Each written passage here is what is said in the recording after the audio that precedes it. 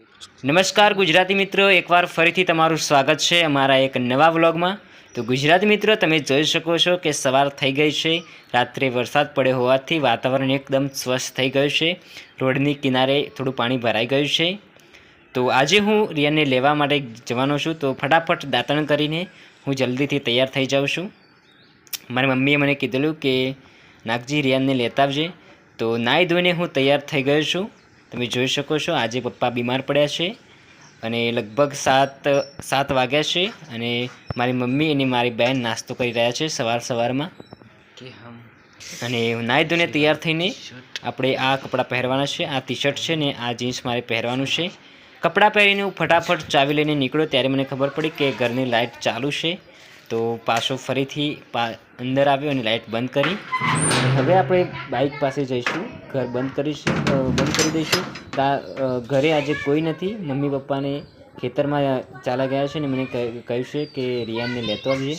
તો ફટાફટ હું તૈયાર થઈને બાઇક પાસે જઈશ અને બાઇકમાં સૌથી પહેલાં તો પેટ્રોલ જોઈશ, કારણ કે કાલે મારો નાનો ભાઈ બાઇક લઈ ગયો હતો। તો કેટલું પેટ્રોલ છે આપણે સૌથી પહેલાં ચેક કરી લઈશું।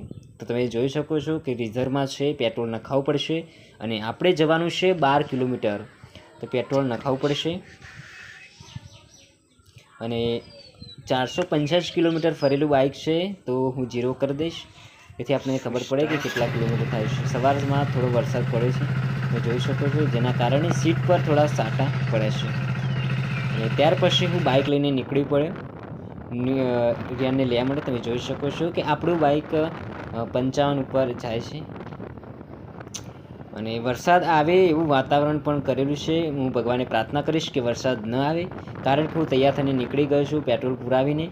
જો વરસાદ આવે તો હું પલળી જઈશ અને ક્યાંક મારે રોકાવું પડશે। તો ભગવાનને પ્રાર્થના કરીશ કે વરસાદ મને ના હેરાન કરે। તમે જોઈ શકો છો 55 ઉપર આપણી ગાડી જાય છે। તો આજે આપણે રિયાનને ઘરે લાવવાના છીએ।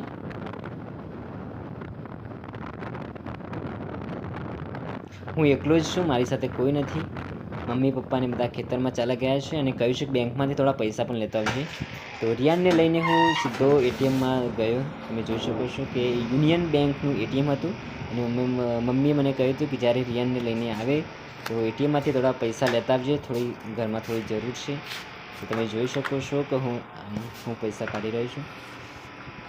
યુનિયન બેંકનું એટીએમ છે, લગભગ 15,000 જેવા અંદર પડ્યા હશે અને 2,000 મમ્મીએ કાઢવાના કીધા છે। તો અહીંયાથી તે પૈસા નીકળશે। તો હું આગલી પ્રોસેસ કરી દઉં, પિન નાખી દઉં,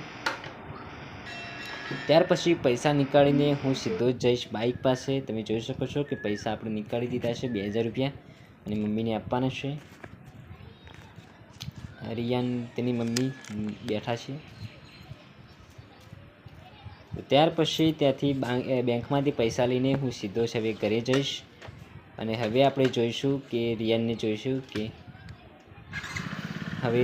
ખવડાવવાની જવાબદારી મારા અંદર આવશે અને ડૉક્ટરના કહ્યા મુજબ આપણે તેમને કેટલીક ફળફળાદી ખવડાવીશું। તમે જોઈ શકો છો ગુજરાતી મિત્રો કે રિયાન આપણા ઘરે આવી ગયો છે। સરસ મજાની તેની ગાડીમાં રમે છે। એના માટે આ નાની સાયકલ હું હમણાં 2 દિવસ પહેલાં જ લાવ્યો હતો। તમે જોઈ શકો છો રિયાન બેટા તમે જોઈ શકો છો કે રિયાન 6 મહિના ઉપરનો થઈ ગયો છે। તો ગુજરાતી મિત્રો, તમારે પણ મને 6 મહિના પછી બાળકને શું ખવડાવું, જો તમને ખ્યાલ હોય તો તમે મને કમેન્ટ કરી શકો છો અને વિડીયો ગમ્યો હોય તો વિડીયોને લાઇક કરી શકો છો અને આવા જ વિડીયો જોવા માટે તમે મારી ચેનલને સબસ્ક્રાઈબ પણ કરી શકો છો। તમે જોઈ શકો છો કે રિયાન એકલો કેવું રમી જાય છે।